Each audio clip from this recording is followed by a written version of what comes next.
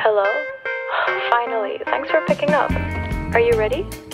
This is what it feels and looks like kapag nasa province. We are here nga pala sa Sorsogon.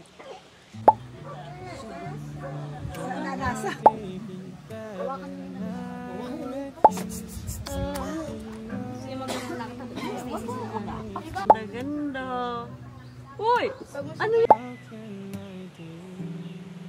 Nandito kami ngayon sa lugar ng mga kapatid ni Papa and ang astig kasi ang dami mga pinya na nakatanim sa kanila. Hindi lang dito kundi hanggang doon din merong mga pinya.